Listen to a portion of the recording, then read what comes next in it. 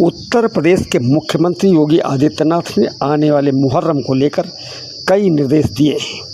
उन्होंने कहा है, ये मातम का अवसर है, शक के प्रदर्शन का नहीं।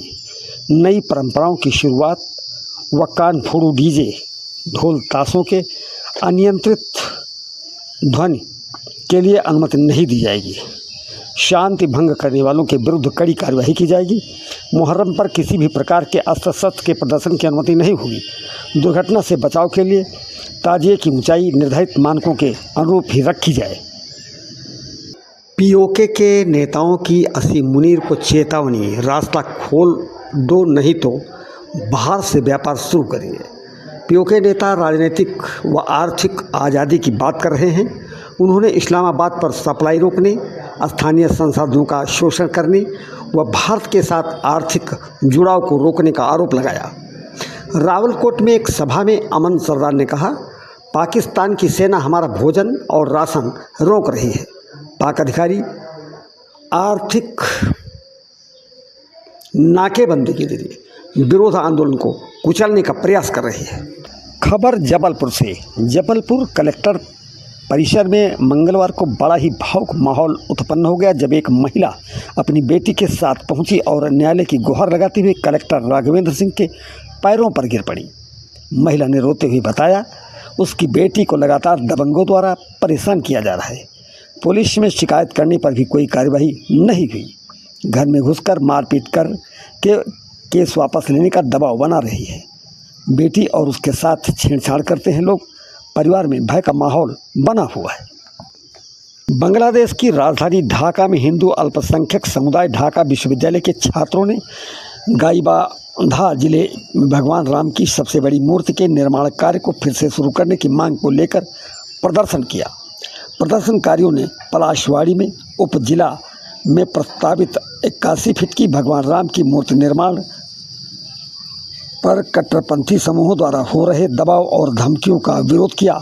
मूर्ति निर्माण समिति ने बढ़ते तनाव के बीच कार्य को अस्थायी रूप से रोक दिया गया है। श्री राम जन्मभूमि अयोध्या में चढ़ावा पर घमासान के बीच ब्रजभूषण शरण सिंह ने मोर्चा खोल दिया है।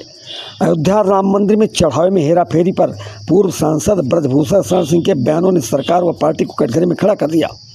दूसरी ओर कृष्ण जन्मभूमि में करोड़ों के गबन का चौंकाने वाला मामला सामने आया है। पूर्व सांसद ने कहा, विनय कटियार राम मंदिर आंदोलन के मुख्य नेताओं में से एक थे, जिन्हें अशोक सिंघल जी का आशीर्वाद प्राप्त था। उन्होंने कहा, राम मंदिर से जुड़े लोगों को किनारे किया जा रहा है। फलाहारी बाबा ने सीएम योगी को अपने खून से पत्र लिखकर श्री कृष्ण जन्मभूमि स्थल पर चढ़ावे की सीबीआई जांच की मांग की है। उन्होंने कहा, सालों से चांदी की चोरी हो रही है। जब जब दान पात्र खोला जाता है, सीसीटीवी बंद कर दिए जाते हैं। दिनेश फलाहारी बाबा ने श्री कृष्ण जन्मभूमि न्यास के स्थापनाकर्ता व मामले के पक्षकार भी हैं। उन्होंने आरोप लगाया कि जो लोग मैनेजमेंट कमेटी के थे वे स्कूटर से आते थे, आज करोड़ों की गाड़ियों में घूम रहे हैं। उत्तराखंड में चलाई जा रही गरीब छात्रों के लिए मैट्रिक छात्रवृत्ति योजना में बहुत बड़े पैमाने पर फर्जीवाड़ा का मामला आने के बाद प्रवर्तन निदेशालय ईडी ने सख्त रुख अपनाते हुए 3 शिक्षण संस्थानों को 13.38 करोड़ रुपए की संपत्तियां अस्थायी रूप से कुर्क कर दी। इन संस्थानों में मेरठ का Mahavir institute of technology, RIMS Roorkee और मदरहुड इंस्टीट्यूट की संपत्तियां शामिल हैं। इन संस्थानों में छात्रवृत्ति योजनाओं में भारी अनियमितता पाई गई और सरकारी धन का इस्तेमाल किया गया।